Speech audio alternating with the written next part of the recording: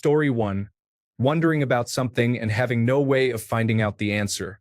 What was the ship where the Japanese surrendered in World War II? We could go to the library and try to find it in an encyclopedia. However, the library is closed and doesn't reopen until Monday, and we have to be in school then. Story 2. Rotary dial phones required you to be in front of the television at a specific time on a designated day of the week to watch a show. When the president delivered an important speech, it was the only program on television, with all 4 channels broadcasting the speech live. Story 3. Being unreachable is normal. Nobody has a cell phone. Children play with other kids in the neighborhood and make their way home, ideally without any incidents. Story 4. Going to hang out at the mall to play games at the arcade before walking 2 miles to the theater after enjoying pizza, all without supervision and without causing much trouble. Just being able to be kids. Story 5. Having to ask strangers for 25 cents and then walking for half an hour to find a payphone. Calling your friend only to have his parents answer the landline phone, saying he left and they don't know where he is, so you did all this for nothing. Story 6. The absolute freedom of not being known or contacted and it being acceptable. Story 7. Calling a radio station to request a song and patiently waiting for it to play so you can record it and create mixtapes. Story 8. Being able to wait in the terminal for a flight to land and then greeting your friend or loved one as soon as they step off the plane. Story 9. Being extremely thirsty from running around with friends and enjoying the water from the hose. Taste the metal. Story 10. Captain Kangaroo, Kukla, Fran, and Ollie. Romper Room. Riding bikes without helmets. Discussions in elementary school parent-teacher association about whether a teacher or principal can administer corporal punishment. Discussions in elementary schools about whether teachers can wear pantsuits. Also, should girls be allowed to wear culottes? Story 11. Ignorance is bliss. I don't think I saw the news until I was in high school. None of the social media distractions. I want to go back. I didn't have a great childhood, but I'm having a far worse adulthood. Story 12. Having to go to the kitchen or bathroom during a commercial break on television while your friend or sibling shouts, "The break is over," or "It's on again," when there was no option to pause the TV. Story 13. Patiently waiting for Casey Kasem's Top 40, ready to hit record on your boombox for your favorite song, and penny candy at the corner store. Story 14. Playing outside until dark, then playing kick the can and hide and seek. The area for hiding included all the houses on this side of the street, about 10. Story 15. Writing to the fan clubs of your favorite singers or actors for membership. Memorizing phone numbers. Story 16. Renting from Blockbuster VHS tapes and DVDs, no tablets or smartphones. No multiple streaming platforms, just Sky TV. Story 17. It involves going outside to play or walking to school by yourself. When I was in kindergarten, I walked to school alone. My younger brothers and I would go to the playground together. We played outside for hours without supervision. Story 18. Being out of communication with your parents for hours at a time means they have no way of knowing where you are or what you are doing. Story 19.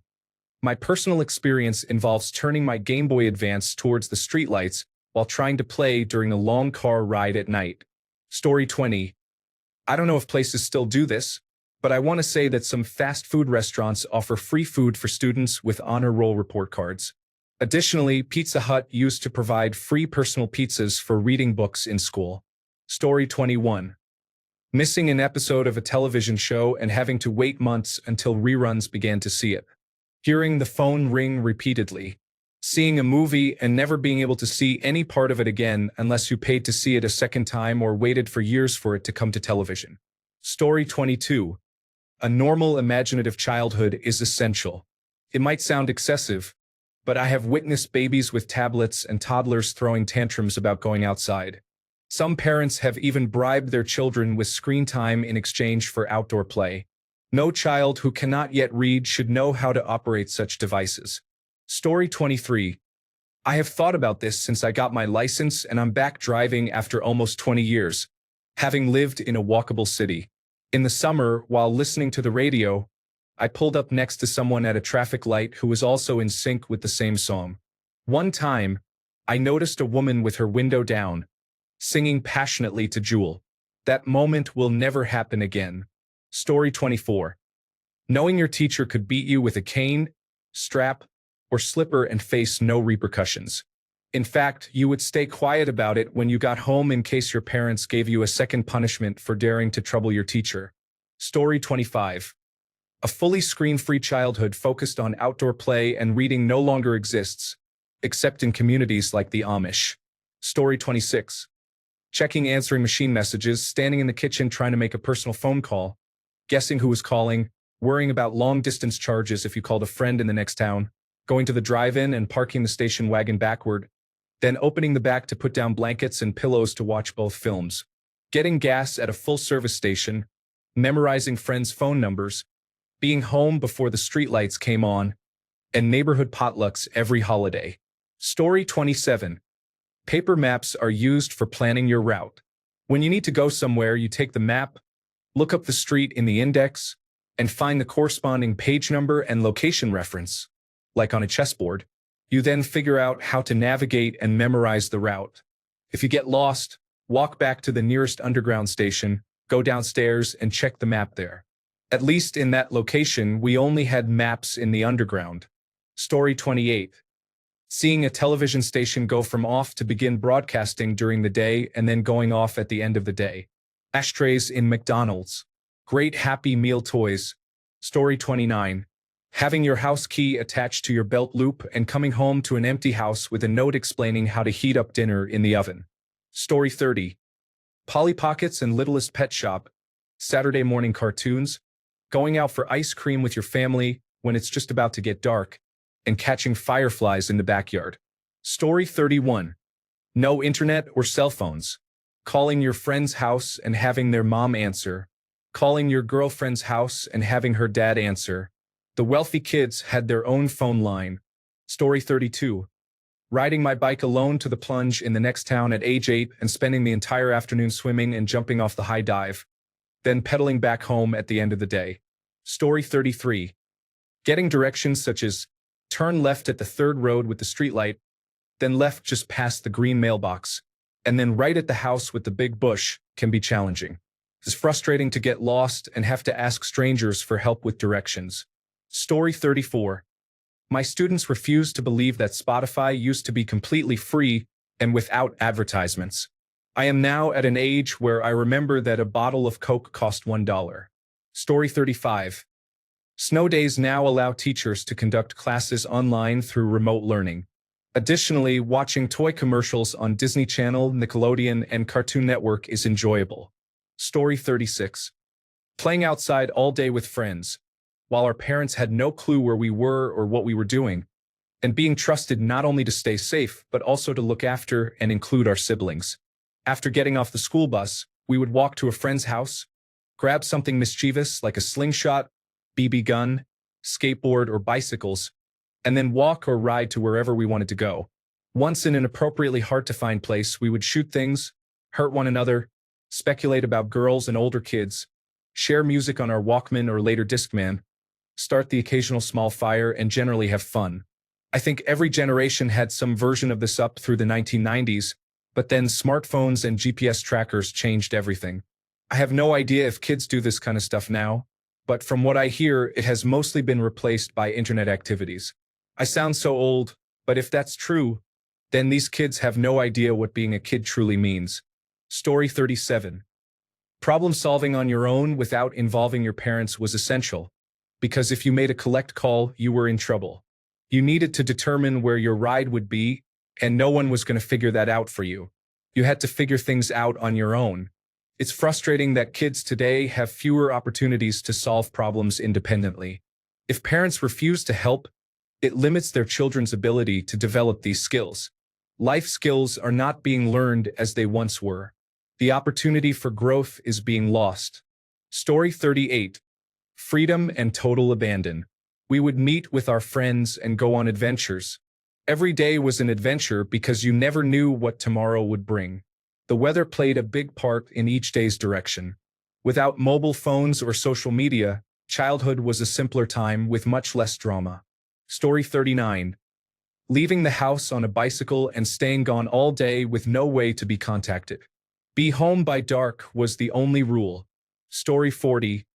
I was somewhat wild. I could walk a mile to the store, bike 10 miles round trip, trespass on other people's property, and climb trees or sit on the roof.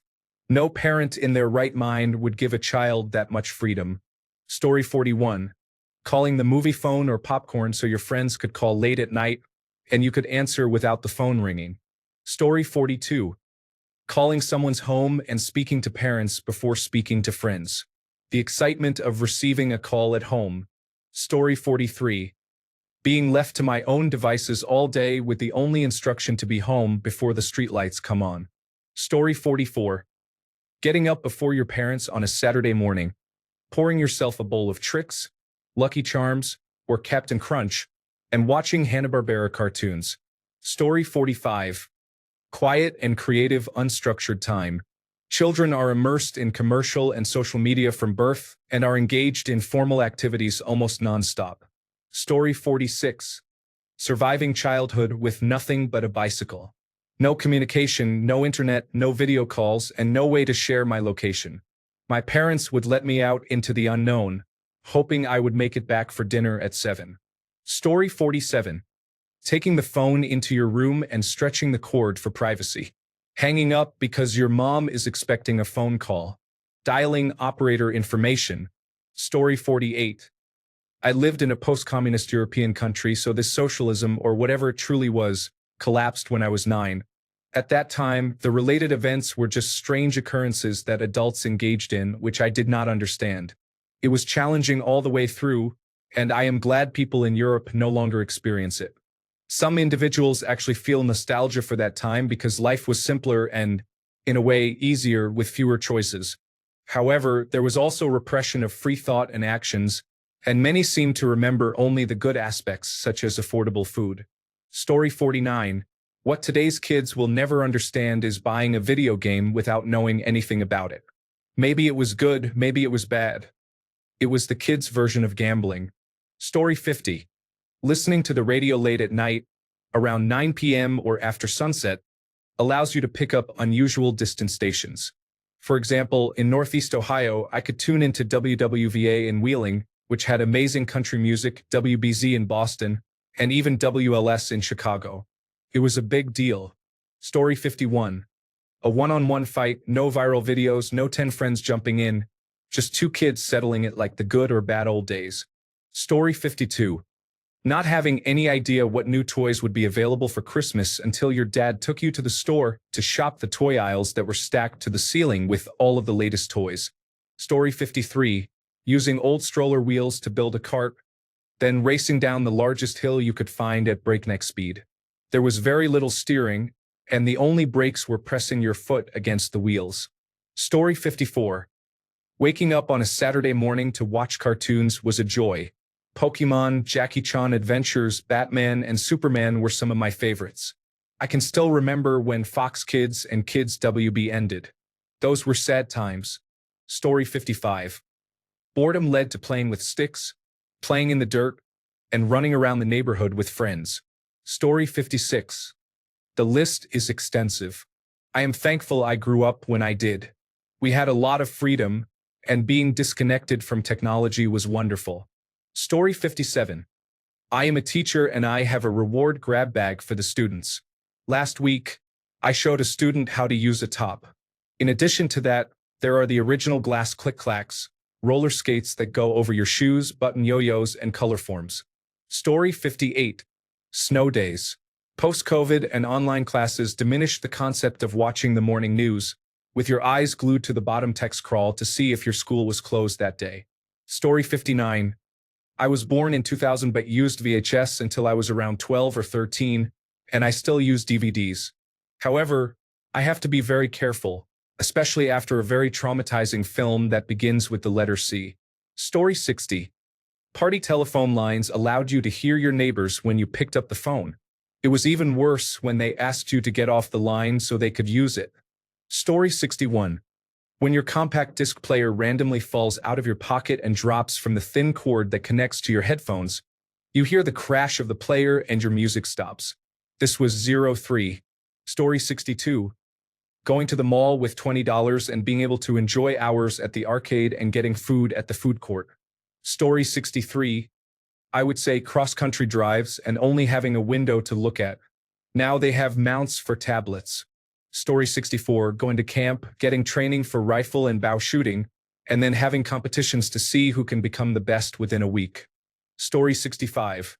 Remembering an album name from the radio and going to the record store to get the cassette, and only liking the third song on side A. Story 66. A world where the internet was used only when making a phone call was not necessary. It forced us to be intentional with the time we spent online. It was pleasant. Story 67. Just being a kid, unsupervised.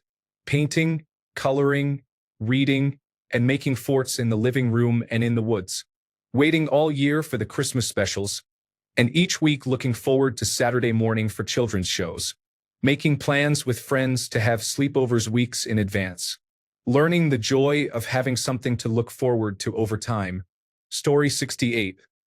The thrill of meeting someone from the opposite sex who is not in your group of friends is exciting. Dating apps have made it too easy now. Story 69. Building a hut with friends and having sleepovers, making dinner and roasting marshmallows. Can someone send me back there for a while? Also going over to friends' houses without knowing if they're home or able to play outside. Enjoying ourselves without needing anything special. Staying outside after dark. And having no unreasonable rules or safety measures for every little thing that might scrape a knee or, heaven forbid, cause a bruise. Story 70. Being the remote control, I was the person who adjusted the volume on the television, changed channels, fast-forwarded, and pressed play on the videocassette recorder, and I'm only 35. On the plus side, I apparently had a knack for getting the volume exactly right. Story 71. Someone doesn't get home when expected, and you start to worry that something bad has happened. Eventually, you consider going out to look for them. Story 72. Screening your calls on the answering machine. I had a friend call, and then her entire family called so they could hear our outgoing message. I finally picked up when her mom called. She was so embarrassed. Story 73. This is such a gem. Thank you for sharing a piece of your childhood with us. It totally brought back feelings. Keep the nostalgia coming. Story 74. Not knowing every single detail of a new toy or toy line before its release. I was and am a big G.I. Joe fan. I still remember going into the toy department at Hill's department store and seeing a whole new wave of figures that had just been released. I had no idea more figures were coming out. One day I went into the store and there they were. Or you'd go into Toys R Us and see an exclusive that you didn't know existed until then. Now, any new releases are known months in advance, with full pictures and pre-order information. Story 75. Being locked in a closet when I woke up with a toothache in the middle of the night was difficult. The closet was built under the stairs, and the fourth step was lifted, allowing clothes to be thrown directly into it. I always thought I could escape through that, but I never grew big enough.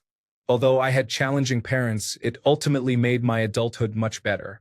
Story 76. How often the electricity went out during a storm and how long it took to come back on. Everyone had a supply of emergency candles and flashlights. Story 77. In the summer holidays, I used to leave in the morning on my bike, head to the park or the river, climb trees, catch frogs, set fire to things, and build camps. I came back at tea time or for a sandwich my mother left for me for lunch, and after dinner, I'd head out again with instructions to be home by 8 p.m.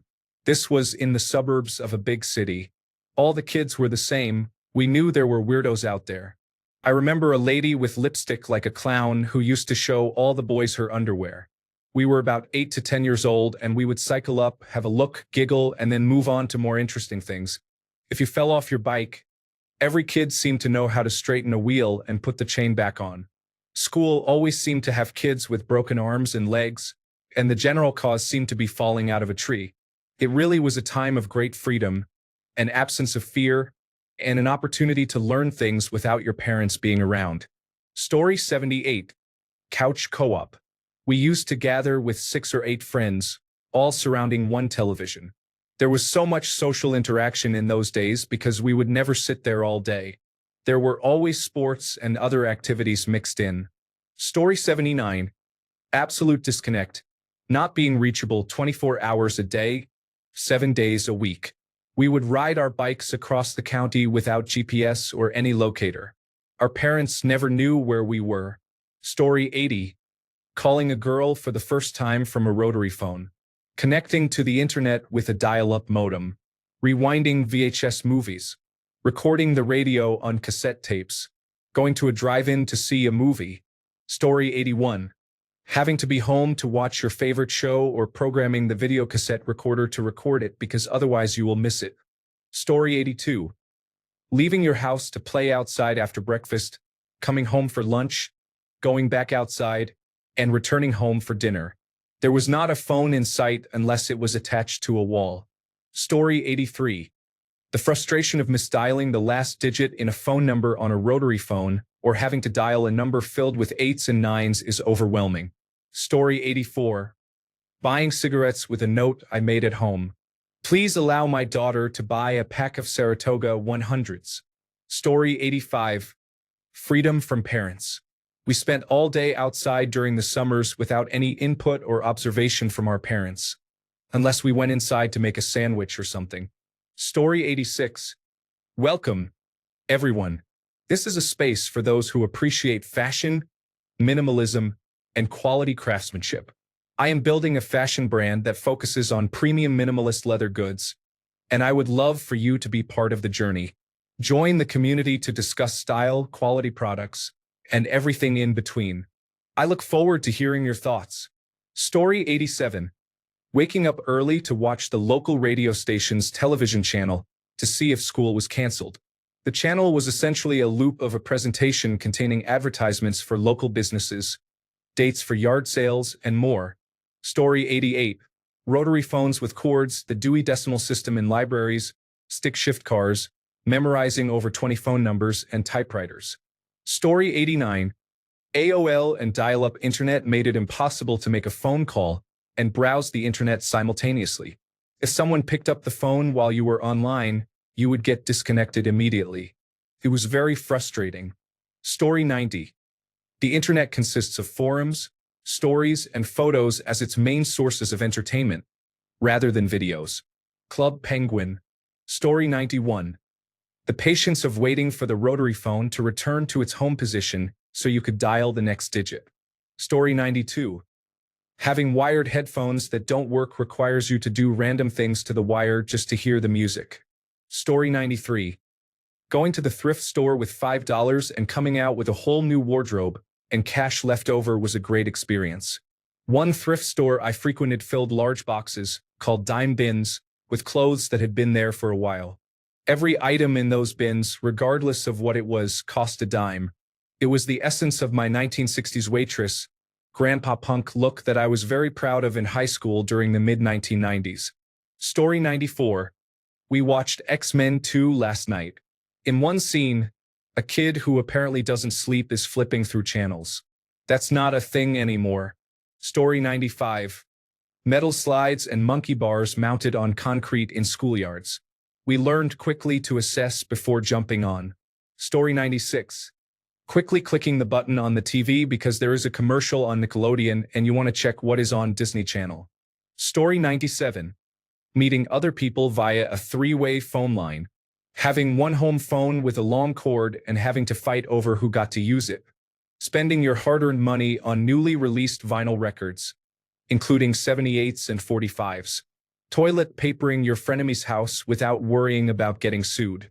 Riding in the back of a car with the hatch open and your feet dangling off the back with your friends. Cruising up and down the same street with a group of other cars. Story 98. My fellow Americans, I would once again like to say that I did not have sexual relations with that woman. Story 99. The ability for parents to tightly control information can have significant impacts on children. For example, if a parent tells a child that circumcision is beneficial, the child may accept this belief, influenced by American media that often reflects the views of the profit-driven medical industry in the United States. However, Children now have access to global perspectives, including content that showcases intact bodies, which may lead them to feel upset about their circumcision when they learn that it can be harmful and that other countries do not practice this procedure. Some individuals dedicated to restoring foreskin are even still in middle school. Thanks a bunch for sticking around till the end of the video. Remember to subscribe, and until next time, stay awesome and goodbye.